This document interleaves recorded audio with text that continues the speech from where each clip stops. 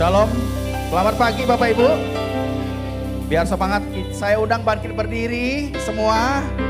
Kita saling menyapa satu dengan yang lain, kasih salam yang terbaik buat depan belakang, kiri kanan. Katakan Tuhan baik untuk kamu. Halo. Berikan senyum yang terbaik ya Bapak Ibu ya. Ada sukacita, amin.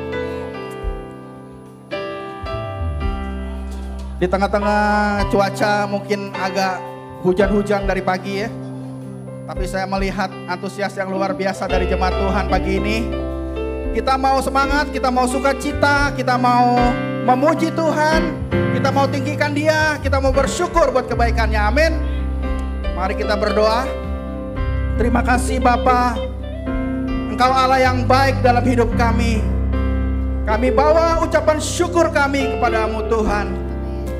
Engkau Allah yang dahsyat bagi setiap kami. Dalam perjalanan kehidupan kami, penyertaan-Mu dan kebaikan-Mu yang kami rasakan Tuhan. Karena itu kami datang pagi ini sebagai ekspresi ucapan syukur kami di hadapan-Mu atas segala kebaikan-Mu dalam hidup kami. Kami mau bersorak-sorai, kami mau memuji Engkau, meninggikan nama-Mu. Tuhan, Engkau Allah yang perkasa dalam hidup kami. Terima kasih Bapa. Kami siapkan hati kami Tuhan, memuji menyembah-Mu, dan kami Tuhan mendapatkan impartasi kebenaran-Mu pada hari ini. Terpujilah nama Bapa. Kami berdoa, tutup bungkus Tuhan setiap kami Tuhan. Kami menolak setiap kuasa yang bukan berasal daripada Engkau, yang mau mengacau, mengganggu ibadah kami. Kami tolak di dalam nama Yesus Tuhan. Tuhan, Engkau yang beracara di tengah-tengah umat-Mu. Engkau Tuhan yang merapi setiap kami. Dalam nama Yesus, setiap kita yang siap memuji Tuhan katakan amin. Shalom jemaat Tuhan, ada sukacita dan damai di tempat ini, amin. Hari ini kita mau tanggalkan setiap beban kita, kita mau angkat tangan kita, angkat suara kita dan puji Dia, amin. Mari menari dan bertepuk tangan di hadapannya.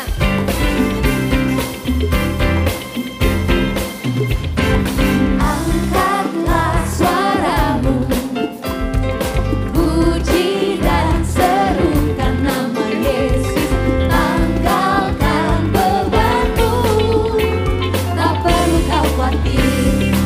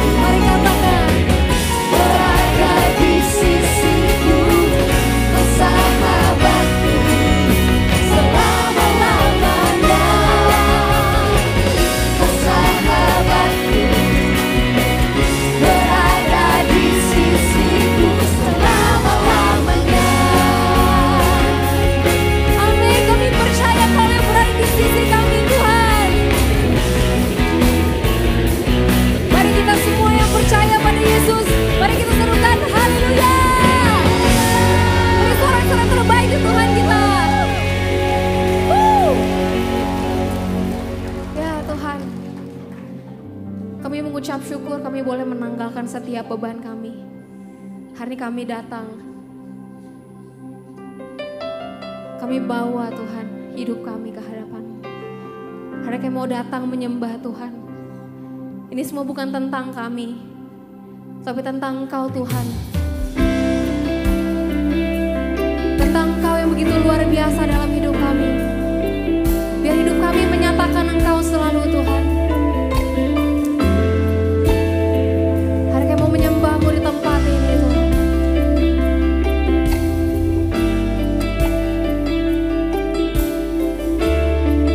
Kami datang Tuhan.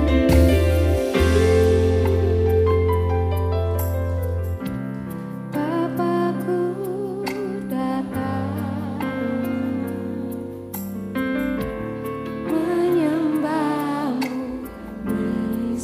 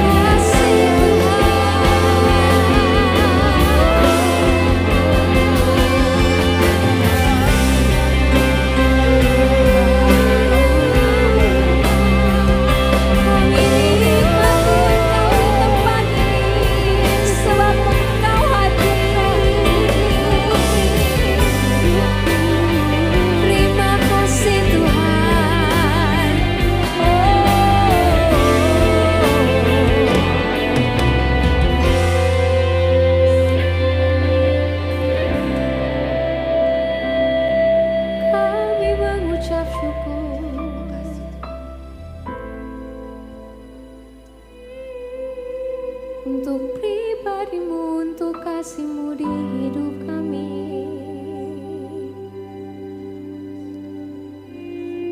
Kami kuat sebab Engkau di dalam kami.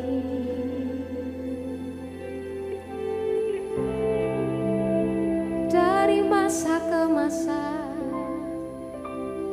penyertaan-Mu tiada berubah. Engkau tetap memegang kami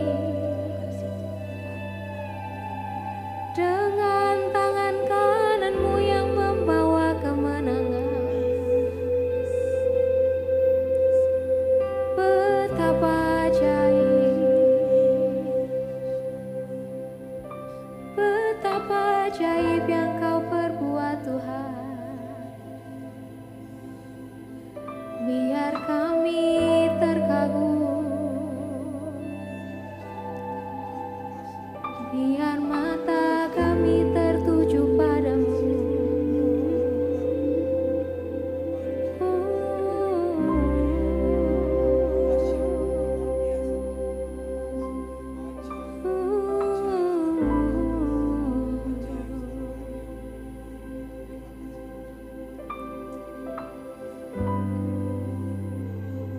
Seperti firman-Mu di dalam Mazmur 16. Ini isi hati kami Tuhan. Aku senantiasa memandang kepada Tuhan. Karena Ia berdiri di sebelah kananku, aku tidak goyah. Sebab itu hatiku bersuka cita dan jiwaku bersorak-sorak. Bahkan tubuhku akan diam dengan tentram. Sebab Engkau tidak menyerahkan aku ke dunia orang mati. Dan tidak membiarkan orang kudus-Mu melihat kebinasaan. Engkau memberitahukan kepadaku jalan kehidupan. Di hadapan-Mu ada sukacita melimpah-limpah. Di tangan kanan-Mu ada nikmat senantiasa.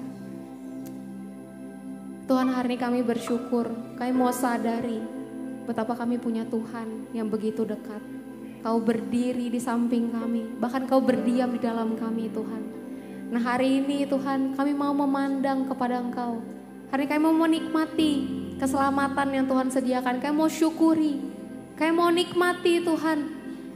Kenikmatan yang Tuhan sediakan berlimpah-limpah di hidup kami. Hari ini biar hati kami beria-ria. Biar semakin hari kami mau semakin dalam mengenal Engkau Tuhan. Karena kami tahu betapa panjang, lebar, tinggi dan dalamnya kasih-Mu, kami tidak dapat menyelami. Hari ini Tuhan kami mau semakin hari semakin lama berdiam di hadirat-Mu. Kami mau lebih dalam lagi Tuhan masuk dalam hadir-Mu. Terima kasih Tuhan.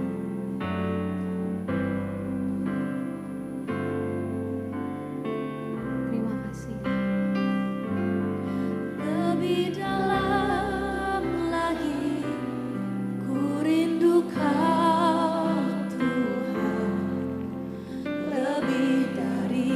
Segala yang ada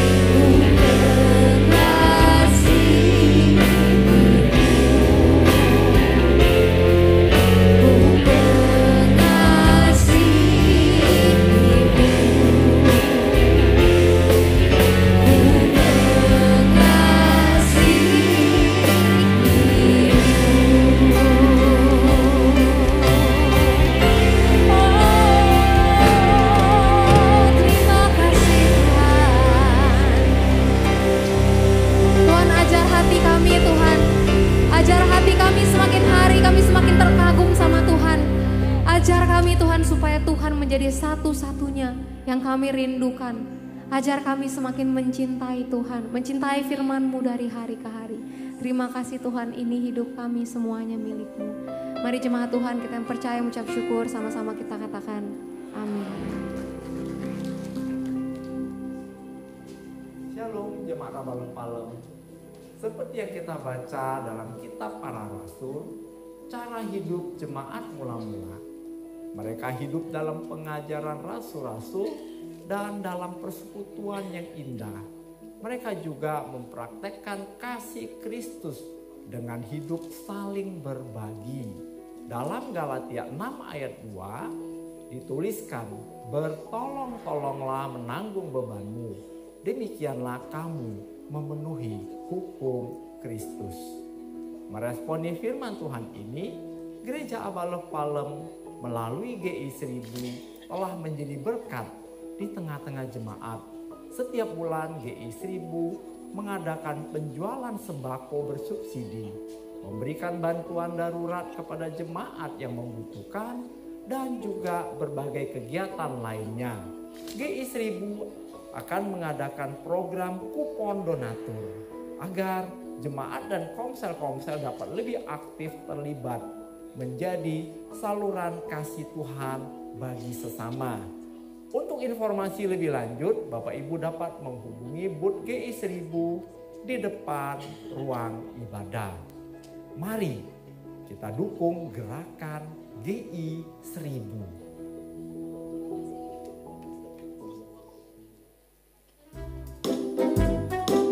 Shalom Bapak Ibu Saudara, saya dan teman saya ingin mengumumkan sesuatu. Karena tema bulan ini adalah One Love, kita mau mengekspresikan kasih kita. Nah, untuk itu kami mengundang papa mama, anak-anak, jemaat umum semuanya untuk menghadiri ibadah spesial. Ibadah anak bersama dengan umum. Ibadah ini akan dilaksanakan pada Minggu 16 Februari 2025. Nah, untuk jam ibadahnya kami menyarankan jemaat yang berponsel di area Menceng, Cengkareng Indah, Citra 12, Duta, dan Tangerang untuk menghadiri ibadah pertama di jam 8 pagi. Dan untuk yang area Poris, Dadap, dan Muti Pales, kami sarankan untuk beribadah 2, yaitu pada jam 10.30. Dan yang terakhir, untuk area Bedeng, KDC, Citra 3 dan 5, dan Serpong, kami sarankan untuk beribadah di ibadah 3, yaitu pada jam 1 siang. Nah, teman-teman semua, jemaat, kita punya dress code. Untuk jemaat umum, dress code-nya adalah baju berwarna baby pink. Dan untuk yang anak-anak, kami sarankan untuk memakai baju berwarna baby pink dan baby blue. Sekian pengumuman dari kami. Kami nantikan kedatangan semua jemaat di ibadah spesial nanti. Kita Warriors, let's go! Baik. Salam Bapak Ibu. Jangan tegang-tegang ya. Masih suasana Imlek, dekorasi masih Imlek ya. Saya ucapkan selamat tahun baru Imlek bagi kita semua. Kyung Hi Fa Choi, Kong Si Fa Chai. Aduh, deg-degan, takut salah. Ya mungkin di rumah masih banyak kue Bapak Ibu. Boleh diundang ya. Ya saya lihat juga jemaat masih bawa angpau tadi ya. Siapa tahu aja kan. Intermezzo maaf. Ya kami mengundang Bapak Ibu Saudara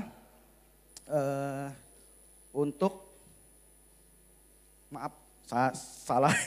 Kami menyambut Bapak Ibu Saudara yang baru pertama kali hadir pada pagi hari ini di Ibadah Raya Abalong Palem. Selamat datang Bapak Ibu yang baru pertama kali hadir. Mohon waktunya sebentar untuk mengunjungi counter welcomer yang ada di depan ruang ibadah. Setelah ibadah ini selesai, ada informasi mengenai gereja kita Abalong Palem dan juga Komsel. Bapak Ibu Saudara dapat dilayani oleh tim welcomer yang ada di depan ruang ibadah. Pengumuman berikutnya adalah penjualan sembako bersubsidi GI 1000 diadakan hari ini setelah selesai ibadah raya 2 ini. Bagi Bapak Ibu pemegang kartu pembeli sembako dapat membawa kartunya dan melakukan pembelian sembako. Dan tadi kita sudah saksikan video mengenai kupon donatur. Bapak Ibu Saudara yang ingin berpartisipasi dalam kupon donatur GI 1000 dapat mengunjungi counter GI 1000 yang ada di depan pintu ruang ibadah. Ada tim di sana yang siap melayani kita semua. Kami menghimbau bahwa kita semua mengambil bagian untuk kita saling memberkati sebagai sesama jemaat tubuh Kristus di tempat ini. Dan yang gak kalah spesial juga pada minggu depan tanggal 16 Februari diadakan ibadah raya spesial bersama anak. Dalam hal ini anak-anak Kega Bapak Ibu ya. Dan karena keterbatasan tempat ruang kita, ibadah ini dibagi menjadi 3 area. Yang pertama untuk ibadah 1 adalah untuk area Menceng, Cengkareng Indah, Citra 1 dan 2, Duta Garden, Tangerang. Ibadah 2 meliputi area Poris, Multiara Taman Palem Lestari, Dadap. Dan ibadah 3 adalah area Kalideres dan Mogot Baru, Citra 7, Bedeng, Serpong, Citra 3 dan 5. Demikian Bapak Ibu dapat mencatat pembagian jamnya sehingga kita dapat menikmati ibadah kita dengan baik. Dan pengumuman berikutnya adalah kabar gembira, kelas bimbingan pranikah 2025 akan dimulai pada tanggal 16 Februari. Nah, dari tim BPN mengundang kepada pasangan-pasangan yang ingin menikah, single maupun orang tua yang anaknya mau menikah secara langsung dapat mengikuti kelas perdana pada tanggal 16 Februari. Pendaftaran dapat menghubungi Ibu Utik dengan nomor yang tertera pada layar. Dan selanjutnya yang gak kalah seru adalah ibadah senior khusus untuk opa oma. Ibadah senior kali ini spesial Valentine yang akan diadakan pada hari Sabtu tanggal 22 Februari dengan dress code pink atau warna cerah. Diadakan di function room atau ruang serbaguna jam 2 siang. Semangat buat untuk opa oma. Pakai pink ya, keren. Dan berikutnya, maaf banyak sekali ya. Pelan. Woman Blessing Community akan diadakan pada tanggal 24 Februari jam 7 malam di ruang serbaguna dengan tema Me and God. Acara ini terbuka untuk seluruh jemaat wanita, baik sudah menikah maupun single. Pendaftaran melalui men-scan QR pada layar yang tertera. Woman Blessing Community khusus untuk wanita ya Bapak Ibu.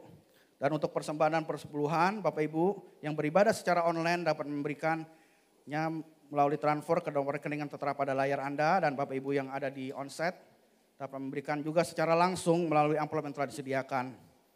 Baik, hari ini kita akan dilayani oleh pembicara kita yang luar biasa, hamba Tuhan. Beliau penulis buku dengan judul Success at Work dan Morning Briefing at Work. Sekaligus sebagai family business konsultan. Mari kita sambut firman Tuhan pada hari ini yang dibawakan oleh Bapak Freddy Leong.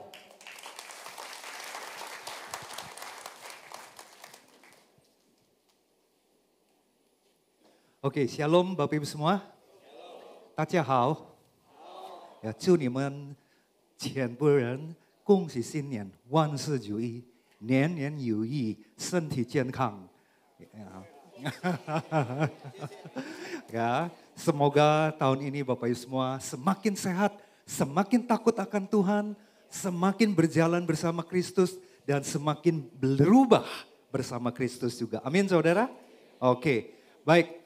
Hari ini saya akan sharing satu firman Bapak Ibu. Saya kasih judulnya adalah The Power of We. Kalau dalam bahasa Indonesianya adalah kekuatan kebersamaan. Kekuatan kalau kita ada bersama. Ya, we itu adalah kita. Ya, nah Bapak Ibu, kita di Abalove, ya kalau saudara udah jadi jemaat Abalove udah lebih dari setahun, pasti ada sering mendengar tentang komsel. Kenapa mesti komsel? Saya yakin juga saudara didorong untuk ikutan kompak. Ya, saudara juga banyak dengar khotbah up, in, out. Betul nggak saudara? Ya, saudara didorong ya mempraktekkan up, in, out. Nah kemudian saudara juga didorong bagaimana Bapak Ibu sekalian kita adalah anggota tubuh Kristus. Ya, kita terikat satu sama yang lain. Ya, kalau dalam satu tubuh kan nggak ada yang terpisah-pisah. Semua menyatu, ya betul ya Bapak Ibu. Nah, kaitan dengan hal-hal tersebut, saya mau meneguhkan di dalam pembahasan kita punya firman, yaitu dari Filipi 2 ayat 1 sampai 4. Ya, Filipi 2 ayat 1 sampai 4. Nah, saya mau multimedia ada nggak ayatnya? Filipi 2 ayat 1 sampai 4 ditampilkan. Ya, saya lupa masukin ke slide. Yang ada cuma Filipi 2 ayat keduanya itu tuh. Ya, Filipi 2 ayat 1 sampai 4. Jadi mohon bantuannya dipersiapkan. Jadi Bapak Ibu, Filipi 2 ini ya ini sangat powerful banget dan ini mengandung dasar kebenaran yang menurut saya maha penting ketika kita menjadi orang Kristen. Ya, di situ juga akan menjelaskan Bapak Ibu, kenapa kita perlu kompak? Kenapa kita perlu komsel? Kenapa kita perlu saling terhubungkan satu sama yang lain? Ya, kenapa kita perlu saling connecting? Ya, kaitan dengan firman Tuhannya apa? Ya seperti saudara ketahui ketika kita bicara up, in, out. Up itu adalah kita membangun relasi dengan Tuhan. Kita membangun manusia roh kita.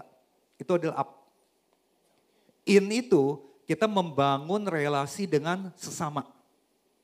Menjadi satu anggota tubuh Kristus. Kemudian ketika kita berelasi dengan satu sama yang lain, membangun kesatuan, outnya adalah apa? Kita menjangkau orang. Kita bermanfaat buat orang lain. Kita berguna buat orang lain, bukan hanya buat diri kita. Jadi yang pertama ke Tuhannya, up, in-nya adalah saling. Ya, saling itu konteksnya bisa di dalam keluarga, bisa di dalam gereja, bisa juga di luar gereja. Outnya itu ketika kita saling, bondingnya bagus, kita akan jadi berkat buat di luar. Oke, udah adakah Filipi 2 ayat 1 sampai 4? Boleh ditayangkan kalau udah ada? Belum ya, saya akan bacakan aja kalau masih belum bisa tampilkan. Filipi 2 ayat 1 sampai 4. Jadi karena dalam Kristus ada nasihat, ada penghiburan kasih, ada persekutuan roh, ada kasih mesra dan belas kasihan. Itu ayat yang ke-1. Karena itu sempurnakanlah sukacitaku dengan ini.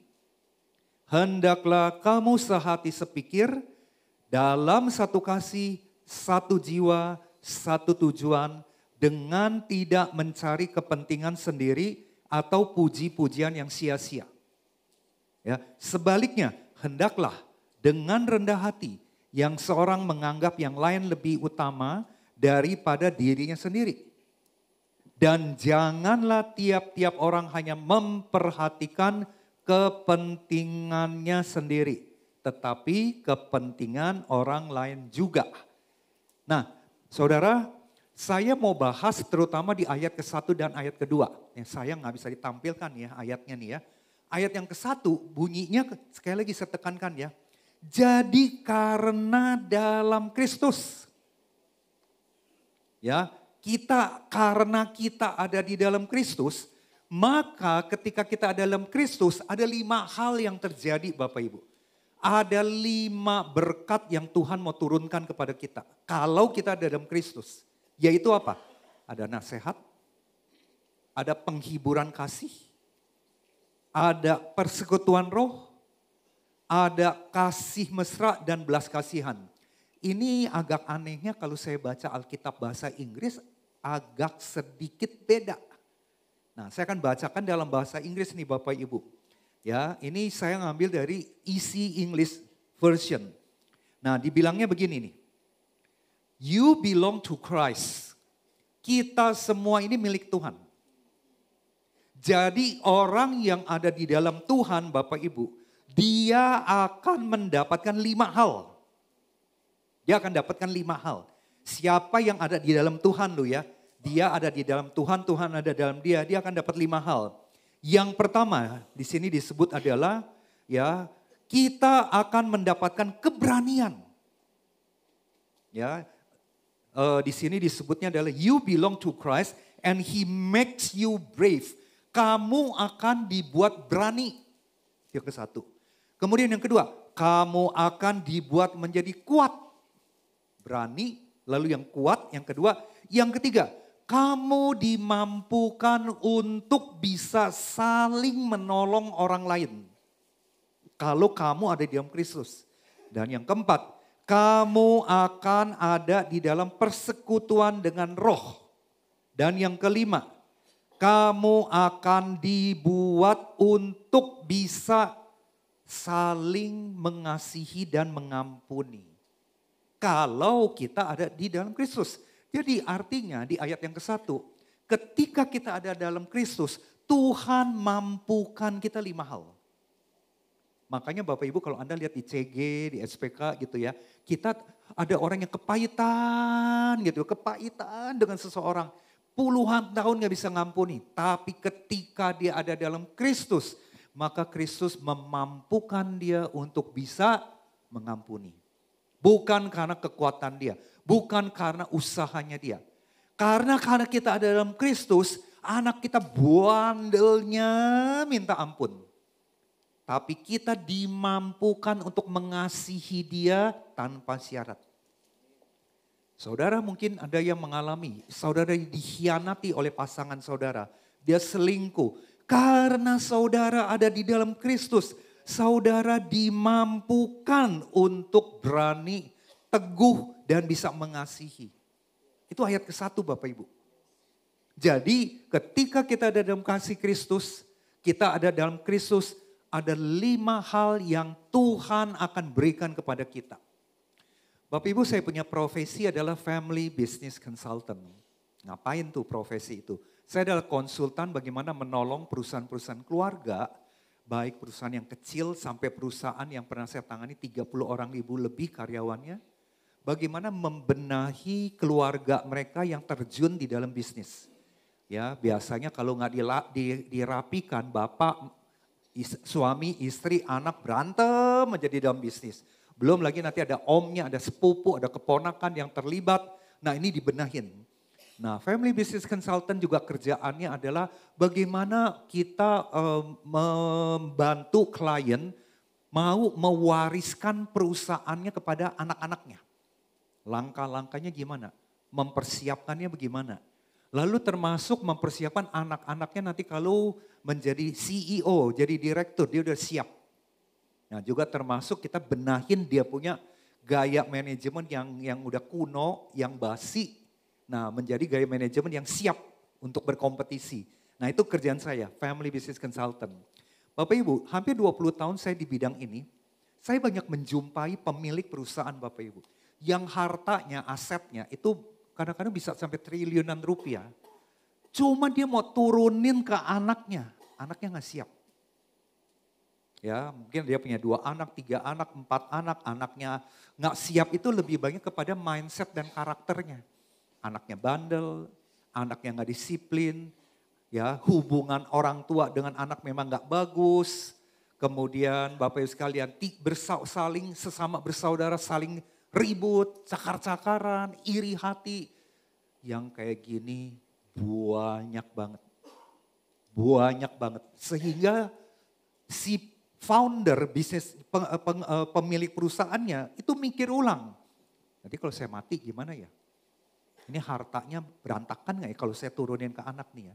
Jadi penuh dengan keraguan-raguan, bahkan banyak yang pemilik perusahaan itu gak percaya kepada anak-anaknya.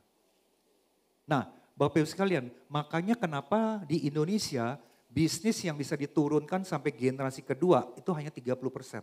70% langsung bangkrut, berantakan atau dijual. Kenapa? Karena anak-anaknya nggak siap. Saya melihat Bapak Ibu kejadian itu, saya bisa pakai di dalam Filipi 2 ayat 1 ini. Tuhan mau ngasih kita 5 hal itu. Ya, brave, strong, bantu sama yang lain, mengasihi, bisa ngampuni. Tuhan mau ngasih lu 5 hal ini lu saudara. Itu di ayat 1 tuh. Cuma seringkali kitanya gak siap. Kitanya belum siap untuk menerima hal itu. Nah, untuk kita siap, syaratnya apa? Nah, itu ada yang di ayat kedua. ayat kedua bunyinya gini kalimat yang pertama. Karena Tuhan Kristus itu mau berikan 5 itu, oleh karena itu. Nah kalimatnya tuh ayat kedua mulai karena itu. Sempurnakanlah sukacitaku dengan ini. Nah jadi di sini mulai nih Bapak Ibu syaratnya adalah apa? Kamu sehati sepikir dalam satu kasih, satu jiwa, satu tujuan. Jadi intinya begini Bapak Ibu. Kristus itu markasnya, sumbernya 5 hal itu yang tadi saya sebutin. Dan ini baru bisa diturunin, baru bisa kita terima kalau kitanya ini satu sama yang lain, sehati, sepikiran, satu tujuan. Jadi kita ini ada relasi, kita ada kesatuan, kita ada hubungan, kita ini saling menopang Bapak Ibu sekalian. Itu yang kita belajar in-nya. Up, in, out. Jadi in-nya itu adalah saling. Ya, saling ini Bapak Ibu mulai dari rumah, dari keluarga. Kemudian melebar ke komsel, ke gereja. Kita dengan keluarga harus ada saling supaya bisa terima 5 hal itu. Kita dengan teman-teman di gereja, sesama anggota gereja juga praktek saling supaya ada 5 hal itu bisa terjadi. Ya, kita di kantor juga praktekkan saling supaya ada kekuatan. Nah, ketika ini enggak ada Bapak Ibu, kita terpisah-pisah, kita terpecah-pecah. Makanya Bapak Ibu sekalian, 5 hal itu enggak bisa turun ke kita. Saudara nangkep enggak? Filipi 2 ayat 1 dan 2 ini. Jadi sederhananya Bapak Ibu sekalian, mau terima berkat dari Tuhan? Gak bisa kita sendirian. Kita gak bisa sendirian. Kita gak bisa jadi Kristen sendirian. Ketika kita sendirian, berkat yang mau diturunkan kepada kita akan disamber oleh iblis. Akan diintervensi oleh iblis. Contoh ya Bapak Ibu ya, ketika saudara misalnya saudara mau bangun manusia roh, ya, saudara bilang, gue gak butuh orang. Gue bisa jadi Kristen sendirian. Saya gak butuh komsel. Saya gak butuh ke kompak. Saya gak usah praktek saling. Yang penting saya sama Tuhan. Saya mau tanya Bapak Ibu, emangnya kita dalam 360 hari dalam 1 tahun kita punya semangat, kita punya rohani, kita disiplin terus. Kita bisa males gak Bapak Ibu? Kita bisa ngaco nggak? Kita bisa nggak waras, kita bisa dicoel oleh dosa. Karena kita ini penuh dengan keinginan daging, keinginan mata, keangkuhan hidup. Ketika kita sendiri up dengan Tuhan Bapak Ibu, dicoel tuh oleh iblis tuh. Udah lu gak usah doa dulu, udah lu gak usah baca firman. Lu seminggu sekali aja datang ke gereja, sisanya ya lu semau-maunya lu. Bisa gak dicolok sama iblis kayak gitu? Bisa. Tapi ketika kita ada teman, ada seseorang, kita itu terikat, kita itu connecting people. Masih ingat connecting people Bapak Ibu? Itu slogannya siapa? Connecting people. Nokia. Ya, siapa pada waktu zaman Nokia udah pakai Nokia? Boleh angkat tangan? Atau yang waktu Nokia lagi ngetop udah hidup di muka bumi ini? Ada, coba angkat tangan. Wah, kelihatan umurnya ya. Ya itu zaman baheula sekali ya, zaman dulu banget ya Bapak Ibu sekalian ya. Connecting people, dia punya tagline ya, dia punya branding. Nah Bapak Ibu, ketika kita nggak connecting satu sama yang lain, nggak ada yang ngejaga kita. Nggak ada yang doain kita. Nggak ada yang peduli sama kita. Nggak ada yang mengingatkan kita. Itu makanya kenapa banyak orang Kristen yang jatuh bangun. Ya, makanya Bapak Ibu ketika jatuh bangun, nggak ada yang care. Nggak ada yang jaga, nggak ada yang kenal kita bahkan. Dan akibatnya ketika kita jatuh ke dalam jurang, nggak ada yang selamatin kita. Karena kita sok kuat langsung dengan Tuhan sendirian. Dan ketika semakin terprosok Bapak Ibu, ketahuan udah babak belur. Kerohanian udah sangat jauh dari Tuhan. Saudara ada yang kenal gak orang kayak begitu Bapak Ibu? Ya, yang kayak gitu banyak Bapak Ibu. keluar masuk gereja, keluar masuk pindah-pindah gereja, pindah komsel segala macam. Nggak ada pertumbuhan. Kenapa? Karena ayat keduanya nggak dipraktekkan. Ayat keduanya nggak dijalankan. Filipi 2 ayat 2-nya tuh nggak dijalankan Bapak Ibu. Ya, itulah alasannya kenapa Bapak Ibu sekalian Filipi 1 ayat 2 itu ditulis. Ya, Filipi 2 ini Bapak Ibu ditulis oleh Rasul Paulus ketika dia lagi di penjara. Nah, saya ceritain ya, kenapa ini ayat ditulis ya. Dia tulis itu ketika dia lagi di penjara dan dia menulis surat itu kepada jemaat yang ada di Filipi, terutama khususnya di kota yang namanya Makedonia. Makedonia nih sekarang ini lokasi di Yunani Utara. Nah, jemaat di Filipi itu hopeng banget sama si Rasul Paulus. Ya, jemaat di Filipi itu yang menopang dana misi perjalanan pelayanannya Paulus. Ya, jadi disokong oleh jemaat di Filipi. Nah, jemaat Filipi ini juga Bapak Ibu sekalian sangat mendukung ya kira-kira kalau di tempat kita pemuritan, kirim pekerja-pekerjanya untuk menolong Rasul Paulus. Nah, suatu saat kerajaan Roma itu nggak suka ketika kekristenan itu berkembang terus, melebar terus. Makanya si Rasul Paulus kan ditangkap. Ketika Rasul Paulus ditangkap, jemaat yang ada resah. Ya, karena mereka juga diuber-uber oleh kerajaan Roma pada waktu itu. Nah, makanya Paulus menulis Filipi 2 ini Bapak Ibu. Dia nulis suratnya. Ya, tujuannya apa sih? Tujuannya adalah untuk menguatkan jemaat. Ya, dalam menghadapi tantangan-tantangan dari luar. Anda lihat ya. Saya ulangin ya Bapak Ibu ya. Filipi 2 ditulis dengan tujuan menguatkan jemaat terhadap tantangan luar. Anda tangkap ya kata-katanya ya, tantangan luar. Nah, tantangan luar pada waktu itu, ya ini kejadian di abad ke-6. Bukan abad ke-6, betul abad yang ke-6, tahun 600-an. Bapak Ibu sekalian, jemaat pada waktu itu terancam bakalan dibunuh yang jadi orang Kristen pada waktu itu. Maka dikasih kekuatan. Supaya apa? Hei jemaat bersatu, sehati, satu tujuan. Supaya kamu nanti dapat 5 itu dari Kristus yang bikin kamu berani, kamu kuat, kamu saling bantu. Itu kejadiannya. Tujuan yang kedua, kenapa Filipi 2 itu ditulis Bapak Ibu? Karena mau membangun kesatuan dari dalam ya ketika banyak terjadi penyesatan Bapak Ibu. Ya waktu itu jemaat Filipi itu Bapak Ibu banyak yang bikin rusuh, bikin bingung ya sehingga mereka tuh jadi terpecah-pecah. Nah, Paulus nulis supaya mereka bersatu, gereja itu bersatu. Yang ketiga, menyadarakan bahwa kesatuan dalam Kristus adalah kunci pertumbuhan gereja. Ancaman banyak, penyesatan banyak, maka gereja pun harus bersatu. Itu tujuannya. Makanya pertanyaannya begini, Filipi 2 ini konteksnya masih cocok gak buat hari ini? Masih.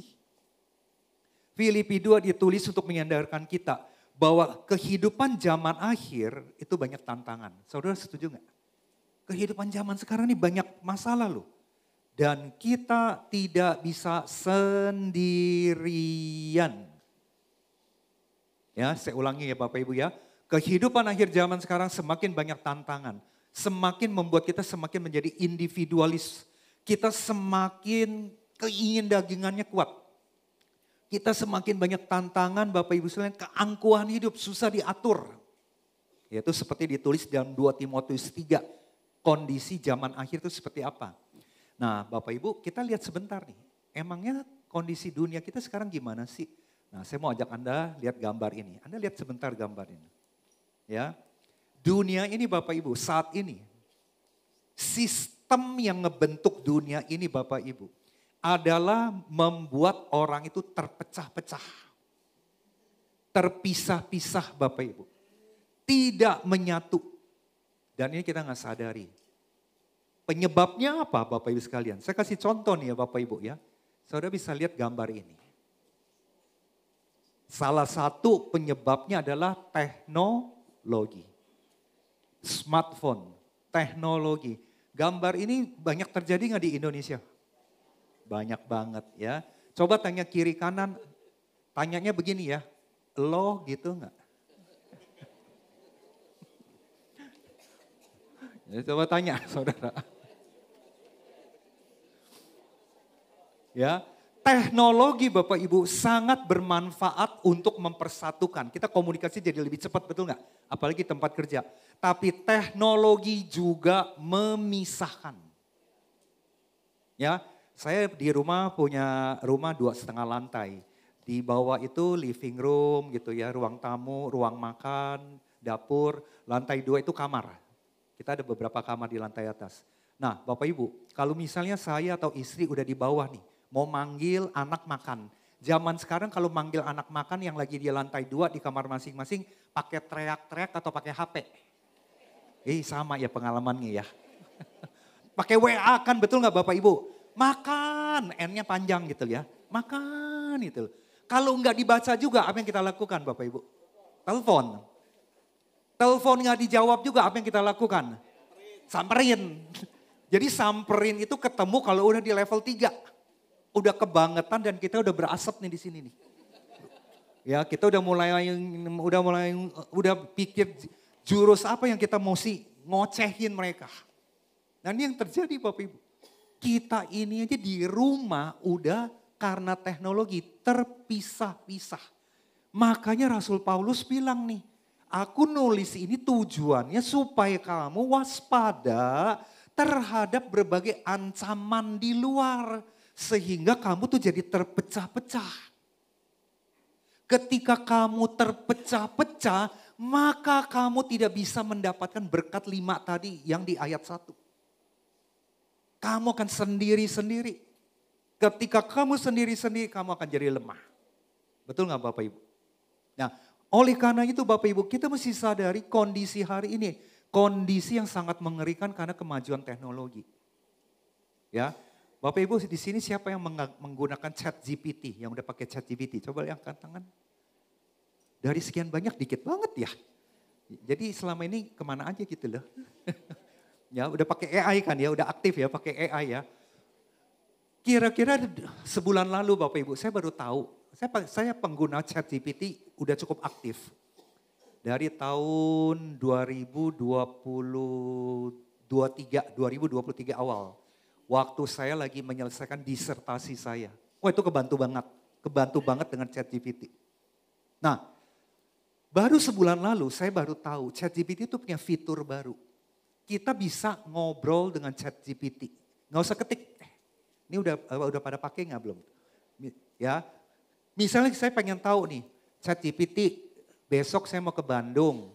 Tolong kasih tahu saya makanan Indonesia, restoran Sunda, daerah Jalan Riau tuh restorannya mana aja. Langsung tuh si ChatGPT ngasih tahu nomor 1, nomor 2, nomor 3, nomor 4, nomor 5. Kemudian juga gini, ChatGPT saya baru cek darah, kolesterol saya 230 misalnya gitu. Ya, saya punya triglyceride sekian. Saya mesti minum obat apa? ChatGPT keluar. Jadi ChatGPT itu adalah teknologi menggantikan orang lain dan saya nggak butuh orang lain karena informasi itu saya bisa dapat dari teknologi. Ngerti nggak maksud saya Bapak? Saya pernah eksperimen, saya ngomong sama ChatGPT gini. Saya lagi eksperimen. ChatGPT, saya lagi sedih nih. Lalu dia tanya, kenapa kamu lagi sedih? Dia bisa nanya gitu. Gaji naiknya 5%. Terus dia nanya lagi, emang 5% kecil buat kamu? Dia bisa kayak gitu loh. Iya kecil, saya maunya 20%. Oh naik mau 20%, emang kenapa? Ya saya kecewa nih dengan perusahaan. Jadi saya mesti lakukan apa ya? Terus dia kasih serangkaian nasihat. Bapak Ibu saya mau kasih tahu, dengan ada kemajuan teknologi ini, semakin kita nggak butuh orang nggak, saya mau tanya Anda.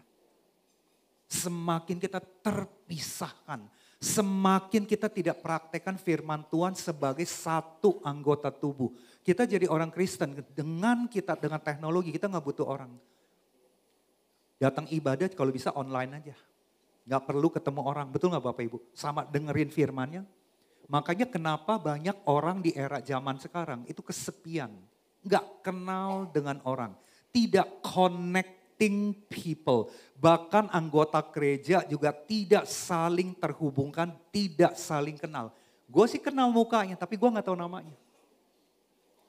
Coba saudara tanya kiri kanan ya, tanya ya, PR-nya saya nih jalanin sekarang nih ya. Tanya mereka, tanya orang yang sebelah saudara, pertanyaannya begini, kamu kenal saya enggak? Coba tanya, coba tanya.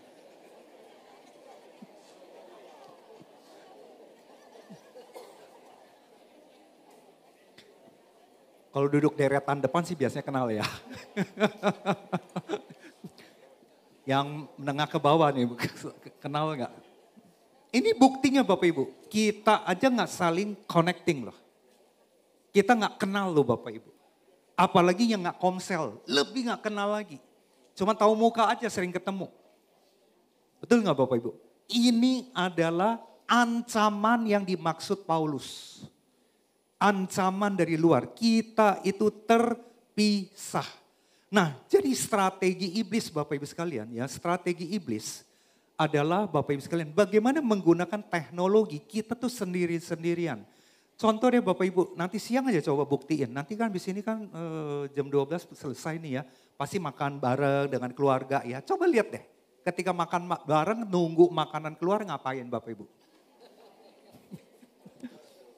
Dijamin ngeluarin HP, buka HP, betul nggak Bapak Ibu? Papa buka HP, mama buka HP, anak buka HP, anak yang masih kecil kasih nontonan di iPad Mickey Mouse. Lulu, gue. Bersatu tetapi nggak ada connecting. Nggak ada connecting. Jadi sejak awal sistem dunia ini itu udah dibentuk budaya hidupnya adalah lu, gue. Makanya ketika anak-anak terbentuk seperti itu di dalam keluarga, enggak connecting antara papa mama dengan orang tua sejak kecil sampai mereka nanti remaja. Nanti Bapak Ibu mereka kuliah lebih enggak terconnecting lagi. Dan ketika mereka lulus Bapak Ibu, mereka ada menjadi generasi yang sulit banget interaksi dengan orang lain. Ini yang terjadi dengan generasi Z sekarang ini. Banyak sekali pengusaha-pengusaha HRD, manajer Bapak Ibu pusing 7 keliling, generasi Z itu baru kerja 2 bulan, 3 bulan udah baperan, ya udah butuh healing keluar. Nanti ditegur dikit, ngambek. Ya ditegur lebih keras, ngambek. Disuruh kerja hari Sabtu, ngambek. Senin dia resign. Itu banyak banget terjadi. Jadi kemampuan dia bersosialisasi itu jelek sekali. Generasi muda sekarang. Kenapa? Karena sejak kecil di rumah enggak dibangun budaya connecting.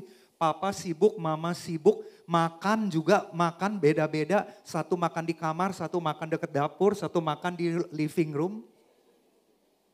Saya mau tanya Bapak Ibu sekalian, berapa banyak di antara saudara dari dulu waktu anak saudara kecil, makan malam itu wajib ngumpul bareng makan bersama. Saya ketika nanya pertanyaan ini kepada orang-orang Komsel, saya terkejut loh Bapak Ibu.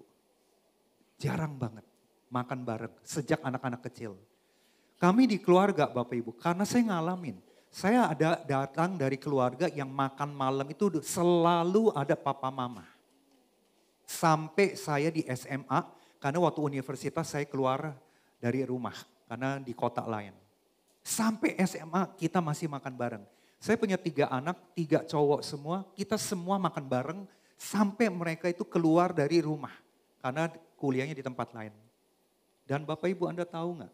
Makan malam adalah tempat kuliah kehidupan ke dalam keluarga yang terbaik. Di situ kita betul-betul menanamkan dan memberikan contoh. Connecting itu penting banget Bapak Ibu. Jadi ketika orang di rumah nggak bisa saling connecting, udah pasti di luar dia sulit connecting. Makanya banyak orang yang nggak mau ikutan komsel. Karena kalau ikutan komsel nanti repot, ribet, Banyak yang kepo. Mendingan saya jadi Kristen yang sendirian aja. Dan ketika itu terjadi Bapak Ibu, maka berkat yang di Filipi 2 ayat 1 itu nggak terjadi. Betul nggak Bapak Ibu? Nah makanya iblis itu cara kerjanya itu ada 3 zaman sekarang. Ini ancaman yang kita betul-betul sedang alami Bapak Ibu. Ya, oke, salah pencet nih saya nih. Sebentar ya. Oke, saya masuk ke sini dulu. Jadi ada 3 cara bagaimana iblis itu bekerja. Yang pertama Bapak Ibu, iblis itu akan memperbesar jurang pemisahan ya, dipecah-pecah orang itu dengan informasi yang memecah belah. Saudara sekarang ini kan berita-berita bohong, berita-berita hoax, berita-berita palsu gampang sekali masuk ke dalam sosial media, betul nggak? Masih ingat nggak tahun lalu yang bikin orang Kristen seluruh Indonesia itu mabok 7 keliling? Anda masih ingat Kristen progresif? Nah itu beritanya santer banget. Sampai di gereja-gereja itu dibahas, klarifikasi, bikin orang bingung itu dijelasin lagi. Tahun lalu juga lewat sosial media Bapak Ibu. Ya tentang dasar doktrin keuangan. Apakah persepuluhan itu masih perlu apa enggak? Dan banyak pendeta bilang enggak perlu. Terus di gereja kita bilang perlu. Ini yang benar yang mana nih? Itu bikin bingung loh. Betul nggak Bapak Ibu? Bikin kacau. Belum lagi perang antara gereja satu dengan gereja yang lain tentang Roh Kudus. Satu bilang nggak perlu berbahasa roh, yang satu bilang harus berbahasa roh. Yang benar yang mana? Jadi akibatnya dari sisi gereja aja, konteks gereja itu udah terpecah-pecah karena teknologi ini Bapak Ibu. Yang kedua, menghilangkan kemampuan orang untuk empati. Seperti yang tadi saya bilang, generasi Z rasa empatinya tuh minim banget. Anak-anak muda, kepedulian, empati minim banget. Kecuali orang tuanya betul-betul connectingnya di rumah bagus. Ya, dan yang ketiga Bapak Ibu, teknologi menciptakan individualisme dosis tinggi. Ya, saudara ini contoh gambar yang di robot ya Bapak Ibu. Boleh ditampilkan ya. Orang nanti-nanti, saya percaya deh setahun 2 tahun ke depan gambar ini akan sangat populer di seluruh dunia. Sekarang udah ada. Jadi kita nggak butuh orang, kita ngobrol sama robot. Mau nanya apa aja dia bisa jawab kok. Kita nggak usah tanya temen. Gak butuh temen. Dan semakin lama semakin terpisah. Nah makanya pertanyaan saya, ketika kita terpisah-pisah.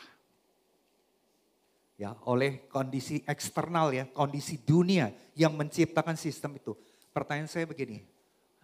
Halo papa mama, orang tua perlu nggak memaksa diri kita bonding dengan anggota keluarga kita? Perlu nggak?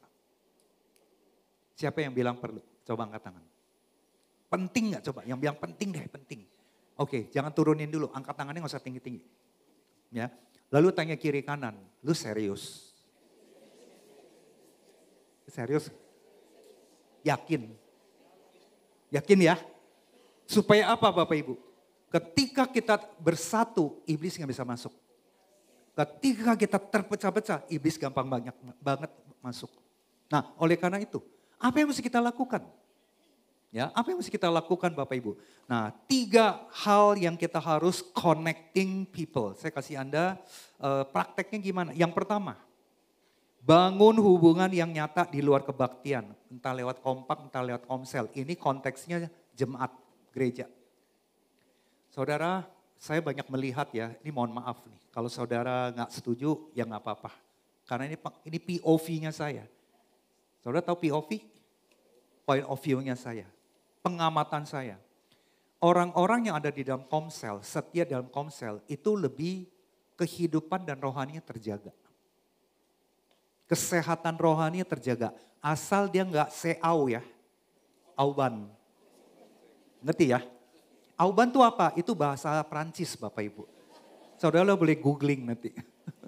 Ya, selama dia nggak auban, mau ikutan kegerakan, dijaga, didoakan, dinasehati, ada di dalam sebuah sistem, dia akan bertumbuh. Tapi yang di luar itu Bapak Ibu, maunya sendiri-sendiri, itu yang gampang diserang oleh iblis. Ya seperti domba, domba itu keluar dari kawanan domba gampang banget dimakan oleh predator. Nah oleh karena itu kalau kita mau pertumbuhan rohani kita sehat, Filipi 2 tadi harus sehati, ya setujuan, ayo saling connecting. Ya, yang kedua, hidupi kasih yang saling berhubungan dan melayani. Saling berhubungan dan melayani. Itu startnya dari mana? Keluarga. Anak-anak sejak kecil dilatih untuk peduli. Anak-anak dilatih sejak kecil untuk melayani. Ya, saling melayani dulu aja dalam rumah. Misalnya ya Bapak Ibu ya, habis makan piring berantakan. Ajarin dong. Peduli dong. Habis makan piring rapi taruh di dapur. Bukan suruh mbak yang ambil. Latih dia peduli.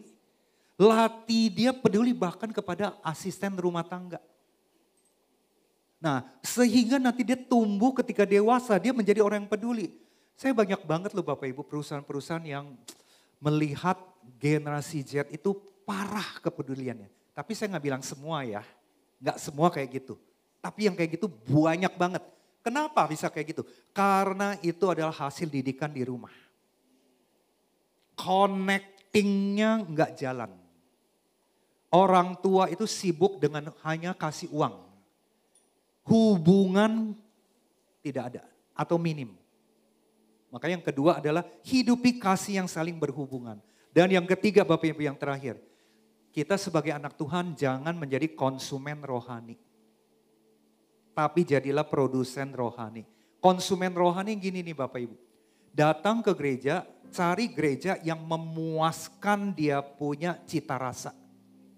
Entertainmentnya keren, mewah, gedung. Itu gak salah sih Bapak Ibu. Kalau tujuannya itu doang, sangat salah. Karena itu akan memuaskan keinginan daging, keinginan mata. Tok. Tapi kita harus jadinya produsen rohani. Bagaimana kita menolong orang lain. Bagaimana kita menjadi berkat buat orang lain. Bagaimana kita berguna buat orang lain. Jadi ketika udah up, in, out. Jangkau orang lain. Doakan teman-teman. Doakan keluarga. Itu jadi out. Nah dengan lakukan kayak begitu Bapak Ibu. Maka kita akan mengalami Filipi 2 ayat 1. 5 hal itu kita dapat. Siapa yang mau dapat berkatnya dari Kristus Bapak Ibu? Oh, saya doakan ya. Yang angkat tangan saya doain. Yang gak angkat tangan, doain juga. Doain juga, gak boleh diskriminasi. Ya, tapi intinya, saudara mau gak? Saudara taat kepada firman. Kita saling connecting, saling satu hati, kita bersatu, satu tujuan apa? Supaya kita mendapatkan berbagai kekuatan itu. Bapak Ibu, saya mau ajak saudara kita tutup mata sejenak. Yuk kita tutup mata Bapak Ibu. Setelah saudara mendengarkan firman Tuhan pada siang hari ini. Saya ingin saudara masing-masing berdoa sebentar. Tuhan mengingatkan saudara apa? Tuhan menasehati saudara apa? Ketika saudara mendengar firman hari ini.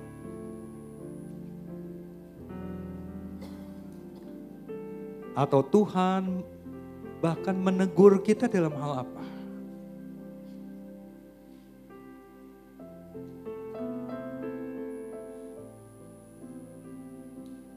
Dan apa janji saudara? Nyatakan hal itu dalam doa Bapak Ibu.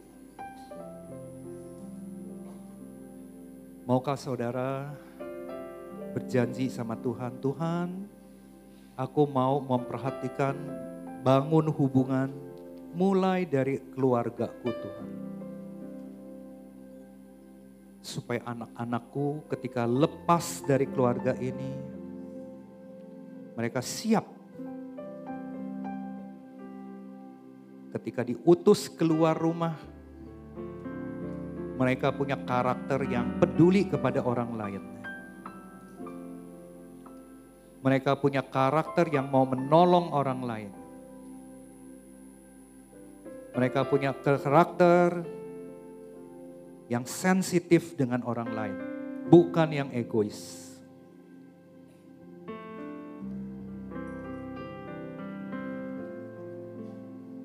Saudara, ketika saudara berdoa, Tuhan juga ngingetin saudara, yang paling penting adalah apa respon Bapak Ibu. Tuhan, ini adalah doa kami Tuhan. Terima kasih untuk firman-Mu Bapak pada siang hari ini. Kami percaya Tuhan, ketika kita menyambut dengan baik firman Tuhan dan kami akan jadi pelakunya, maka kami akan dapatkan kekuatan-kekuatan dari Engkau Tuhan. Terima kasih Bapak. Inilah kami di dalam nama Tuhan Yesus. Setiap orang yang sudah berdoa, mari kita katakan amin. Tuhan Yesus memberkati. Mari berikan tepuk tangannya lebih meriah lagi kepada Tuhan kita. Coba lihat pasangannya, lihat kiri kanannya. Kasih tahu ya, itu firman buat saya. Juga buat kamu juga. Amin. Ya, apa yang disampaikan sangat jelas dan itu adalah kehidupan kita sehari-hari. Ya. Siapa hari ini sadar dan bilang, yuk kita ciptakan makan satu meja di satu keluarga. Dan yang ini singkirkan dulu. Ya, ayo kita bangkit berdiri. Jadi jangan biarkan ini menggantikan Tuhan. Saudara mengerti maksud saya? Ya. Coba ngomong sama pasangannya. Ngerti nggak yang diomongin Pak Gun? Bagi yang nggak ngerti saya doakan supaya ini tidak berfungsi pada waktu makan. Enggak juga sih saudaraku, enggak, hanya bercanda saja. Tapi mari kita punya hati yang terbuka dan sadar. Teknologi membuat yang jauh jadi dekat, yang dekat jadi jauh. Ya, ambillah komitmen hari ini bahwa hubungan antar manusia tidak dapat digantikan oleh teknologi, kecuali kalau memang itu dibutuhkan. Kami bersyukur Tuhan untuk firman yang dibagikan hari ini. Kami disadarkan Tuhan betapa berbahayanya, betapa dahsyatnya kuasa jahat yang bekerja di tengah-tengah keluarga, yang memisahkan kami satu sama lain. Ampuni kami Tuhan, ampuni kami tidak sadar kalau hari ini kami mendengar, kami mau meresponimu dan kami mau sadar Tuhan. Kami mau kembali Tuhan menghidupi kingdom family. Kami rindu Tuhan Kau ada di tengah-tengah kami. Terutama ada waktu kami makan bersama dengan keluarga. Di saat kami makan Tuhan, kami mau membangun sebuah komitmen baru, yaitu menyingkirkan semua gadget ataupun handphone ataupun alat-alat yang menjauhkan hubungan kami. Karena kami percaya di saat kami berjumpa satu sama lain, ketika kami berfokus kepadamu Tuhan, Engkau pun ada di tengah-tengah kami. Dan kehadiran-Mu di tengah kami membawa damai, membawa ketentraman, membawa sukacita. Dan kami rindu Tuhan, hal itu terjadi setiap hari di keluarga kami. Terima kasih Tuhan. Kami bersyukur untuk firman ini. Berkati Pak Freddy Tuhan. Kami percaya Tuhan apa yang dilakukan dalam membangun keluarga, membangun parenting, Tuhan Kau menambahkan hikmat, pengetahuan. Dan kami berdoa Tuhan berkati fisiknya untuk dia tetap sehat. Dan kami percaya Tuhan, Pak Freddy adalah aset di kerajaan Allah. Dan kami berdoa biar tangan-Mu yang kuat menjagai hidupnya untuk dia terus menjadi berkat. Terima kasih Tuhan, terima kasih. Kami bersyukur juga Tuhan kalau hari ini kami diberi kesempatan untuk memberi persembahan kami yang terbaik. Kami berdoa biarlah Tuhan, benda-benda mati uang ini Tuhan dapat digunakan untuk memperluas kerajaan Allah di muka bumi. Berkati para pengelola, berkati juga setiap tangan yang sudah memberi. Biarlah kami Tuhan mempunyai kerelaan dan sukacita di saat kami memberi. Dan kami mau terus menjadi saluran berkat Tuhan. Terima kasih Bapa. Kami bersyukur untuk segala kebaikan dan kemurahan-Mu atas hidup kami. Bapak Ibu Saudara yang dikasihi Tuhan, percayakah engkau kalau berkat-Mu datang dari Tuhan? Mari angkat kedua tanganmu dan arahkanlah hatimu kepada Tuhan. Sesungguhnya kasih karunia dan kebaikan Tuhan telah diberikan kepadamu. Yakin dan percayalah ketika engkau mempunyai hubungan yang baik dengan Tuhan, maka engkau diberi kemampuan untuk membangun hubungan dengan keluargamu, dengan sesamamu, dan kau menjadi berkat kemanapun kau pergi dan melangkah. Tangan Tuhan yang kuat menjadikan engkau tetap melekat kepadanya, dan apapun yang kau kerjakan, karena engkau mengasihi Tuhan, engkau akan melakukannya dan diberkatilah hidupmu. Di dalam nama Tuhan Yesus Kristus, setiap kita menerima berkat Tuhan berkata, amin. Selamat hari Minggu, Tuhan Yesus memberkati.